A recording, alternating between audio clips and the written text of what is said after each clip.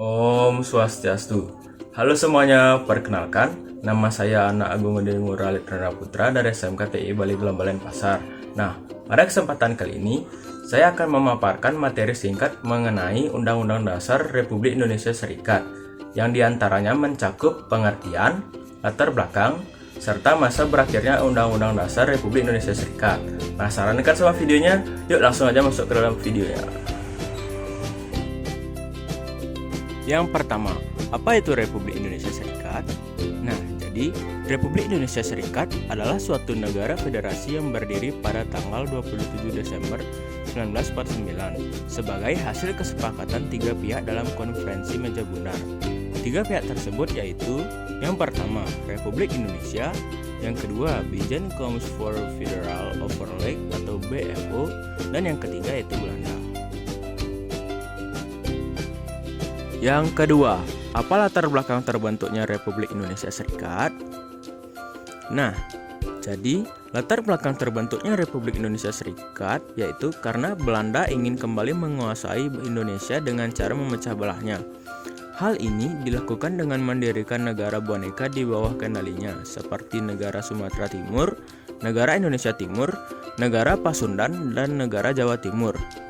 Sejalan dengan usaha Belanda tersebut, terjadilah invasi atau pertempuran fisik yang dikenal dengan agresi militer 1 pada 1947 dan agresi militer 2 pada 1948. Hal tersebut mengundang keprihatinan dunia hingga PBB mendesak pemerintah Belanda dan pemerintah Indonesia untuk melakukan perundingan yang dikenal sebagai Konferensi Meja Bundar atau yang disebut dengan KMB.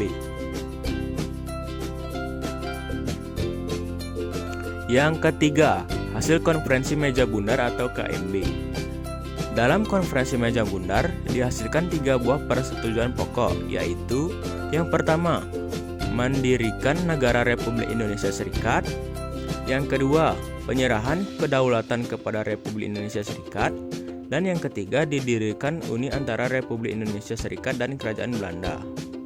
Selama berlangsungnya KMB di Den Haag, dibentuk Panitia Ketatanegaraan dan Hukum Tata Negara yang antara lain membahas rancangan konstitusi sementara Republik Indonesia Serikat.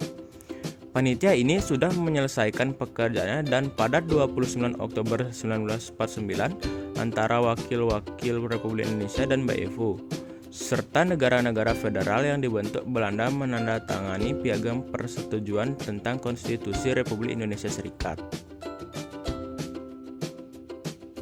Adapun negara-negara bagian RIS berdasarkan piagam konstitusi RIS, yakni 7 negara bagian, yaitu Negara Republik Indonesia, Negara Indonesia Timur, Negara Pasundan, Negara Jawa Timur, Negara Madura, Negara Sumatera Timur, dan juga Negara Sumatera Selatan.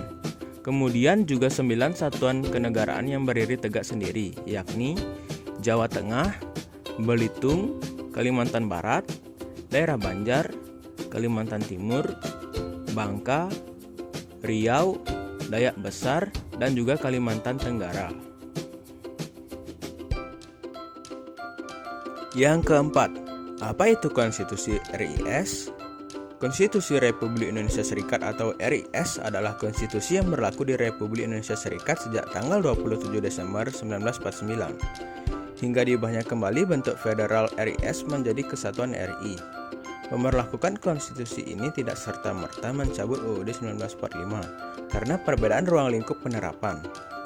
Konstitusi RIS terdiri atas mukadimah, isi dan piagam persetujuan.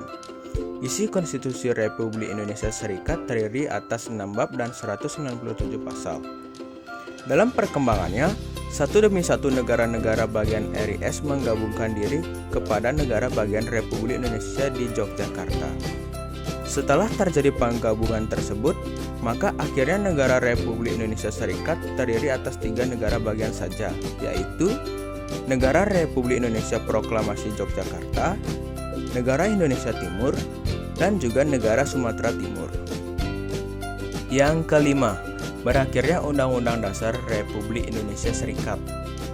Pada April 1950, diadakan konferensi antara RIS, Negara Indonesia Timur, dan Negara Sumatera Timur. Keputusannya adalah membentuk Negara Kesatuan dan Negara Republik Indonesia.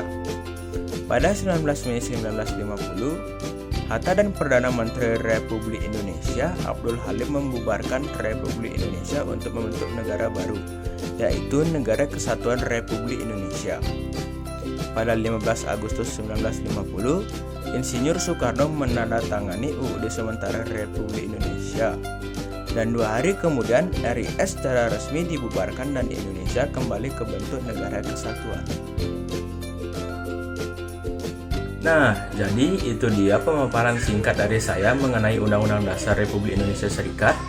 Saya mohon maaf bila ada kesalahan kata, dan saya akhiri penjelasan ini dengan Paramo Santi. Om Santi Santi Santi Om.